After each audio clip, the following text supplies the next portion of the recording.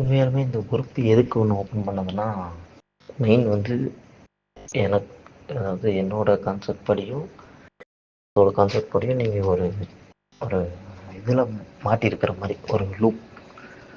அந்த லூப் என்னன்னு சொல்லப்போனால் ஃபோனுக்குள்ளே இப்போ நார்மலாக நான் என்ன சொல்ல வரேன்னா, இன்றைக்கி நீங்கள் இருக்கிறதுக்கும் இதுக்கு முன்னாடி 2 நாளைக்கு முன்னாடியோ நேற்றோ முந்தானேத்தோ அதுக்கு முன்னாடி இருந்ததும் கம்பேர் பண்ணி பாருங்கள். ரெண்டுக்கு நிறைய வித்தியாசம் வரும். என்ன வித்தியாசம்னு சொல்கிறேன்னா, ஒரு மைண்டு ஃப்ரீ.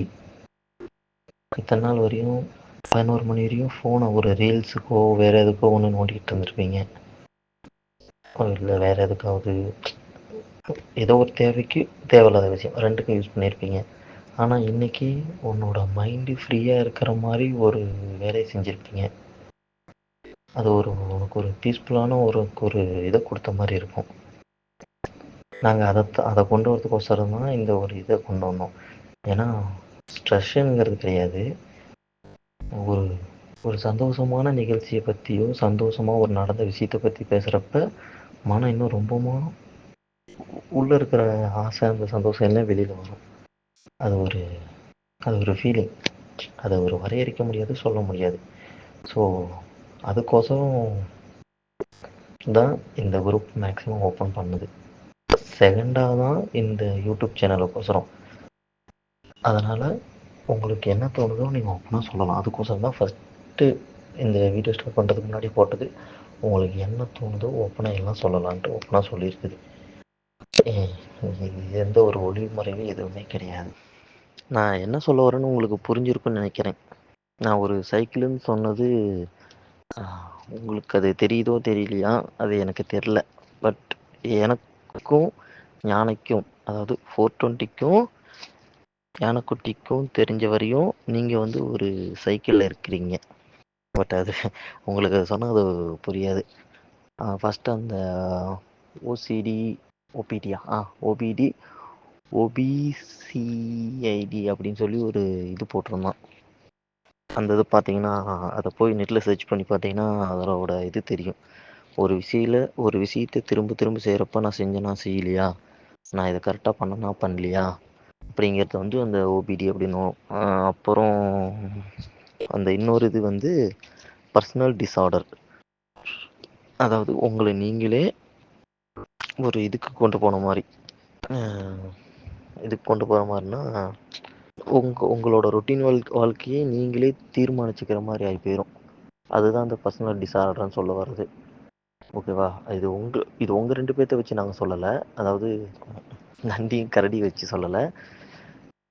காமனாக நாங்கள் பார்த்தது நிறைய பேர்த்த நாங்கள் பார்த்துருக்கோம். ஏன்னா நான் கம்பெனியில் இருக்கிறவங்க பார்த்துருக்கேன், இங்கே கம்பெனி கீழே வேலை செய்கிறவங்களையும் பார்த்துருக்கேன். அவனும் நிறைய பேர்த்த பார்த்துருக்கான்.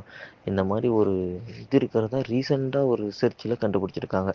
ஸோ அதை பேஸ் பண்ணி நாங்கள் சொன்னோம். இன்னொன்று என்னென்னா, உன்னோட பழைய நினைவுகளை நீ திரும்ப கொண்டு வந்து வச்சுக்க, உனக்கு சம்மந்தமே இல்லாமல் ஒரு சந்தோஷம் கிடைக்கும். அது எங்கேருந்து வருது எப்படி வருதுன்னுலாம் உனக்கு தெரியாது, அதை கண்டுபிடிக்க முடியாது.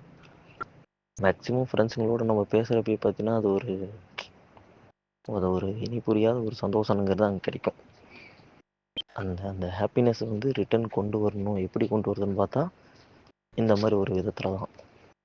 ஆனால் இவ்வளோ டைம் வரையும் எல்லோரும் இருக்க மாட்டோங்கிறது எனக்கு தெரியல. எனக்கே இது புதுசாக இருக்குது. நிஜமா என் வீட்டுக்காரமாவுமே எதுவும் சொல்லலை. இது ஓகே, இது நல்லது தான். அவங்களோட பாஸ்ட்டை பற்றியோ ஒரு ப்ரெசண்ட்டை பற்றியோ ஒரு ஹாப்பினஸை பற்றியோ பேசுகிறப்ப வந்து அவங்களுக்கு அதில் ஒரு சந்தோஷம் கிடைக்குது, ஒரு நிம்மதி கிடைக்குது. அதை ஒரு நெகட்டிவிட்டி இல்லாத ஒரு ஸ்பீச். அந்த மாதிரி இருக்கிற இடத்துல வந்து தப்புங்கிறது வராது. தப்புங்கிறதுங்கிறத விட கெட்ட விஷயத்தை நோக்கியோ ஒரு தேவையில்லாத விஷயத்தை நோக்கியோ நம்ம ஃபோனில் அடிக்ட் ஆகலை. ஆனால் ஒரு மைண்ட் செட்டில் ஒரு சந்தோஷம் இந்த மாதிரி ஒரு விஷயத்துக்கு நம்ம போகிற மாதிரி. ஸோ அதை பேஸ் பண்ணி தான் இதை சொல்ல வந்தேன். ஃபஸ்ட்டு எல்லாம் கொஞ்சம் தங்கிக்கிட்டு இருந்தோம். ஆனால் ஒரு வீடியோ கண்டினியூவாக ஸ்டார்ட் பண்ணேன் மீன்ஸ் ஒரு ஆடியோ ஸ்டார்ட் பண்ணேன் 1 பை 1 வர நல்லா நீட்டாக போயிட்டுருக்குது. எனக்கு தெரிஞ்சு இதே அப்படியே கண்டினியூ ஆகும்னு நான் எதிர்பார்க்குறேன், நடக்கணும்னு நினைக்கிறேன். நான் அதுக்கோசரம் உங்களை அந்த சைக்கிள்குள்ளே மாட்டிகிட்டு இருக்கிறீங்க நான் சொல்லலை. எங்களுக்கு ஃபீல் ஆணுச்சு, எனக்கும் யானைக்குட்டிக்கும் ஃபீல் ஆணுச்சு.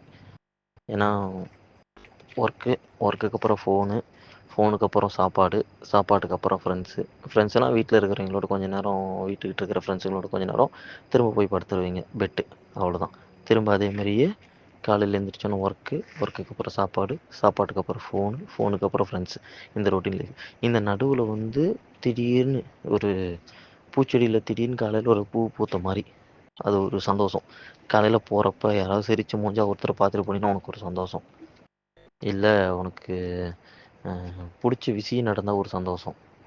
அந்த மாதிரி ஒரு நிகழ்ச்சி நடக்கிறப்போ நல்லாயிருக்கும். ஒரு அந்த டேவோ அந்த மெமரிஸோ அந்த டைமிங்கோ உனக்கு ஒரு இதை கிடக்கும், ஒரு பாசிட்டிவிட்டியோ ஒரு நல்ல மைண்ட் செட்டையோ கொடுக்கும். ட்ரை பண்ணி பாருங்கள். நான் பண்ணியிருக்கேன், நான் பேசுகிறேன், பண்ணுறோம். ஏன்னா என்னோடய வாட்ச் ஹவர்ஸு நான் ஷேர் பண்ணியிருக்கிறேன். அதிகபட்சம் 1.5 மணி நேரம் தான். நான் அதிகபட்சம் என்னோடய ஃபோனோட இது இல்லை 2.5 மணி நேரம். 2.5 மணி நேரம் தான். லேப்டாப்லேயுமே ஆவரேஜ் எடுத்துகிட்டா 2.5 மணி நேரம். டோட்டலாக என்னோடய ஃபோனும் வாட்ஸ்அப்பையும் ரெண்டையும் எடுத்துக்கிட்டோன்னா ஒரு நாளைக்கு நான் 4.5 மணி நேரம் தான் அதோட ஸ்க்ரீன் ஹவர்ஸ். மீதியெல்லாம் நான் அவாய்ட் பண்ணுங்கிறத விட எனக்கு அது தேவையில்லைன்னு நான் எடுத்துட்டேன். எனக்கு எது தேவையோ அதுக்கு நான் பார்த்துட்ருக்குறேன். ஸோ அந்த மாதிரி பிளான் பண்ணலாம். ஹாப்பி. என்ன யானை கரடி சொன்ன மாதிரி எண்ணம் போல் வாழ்க்கை.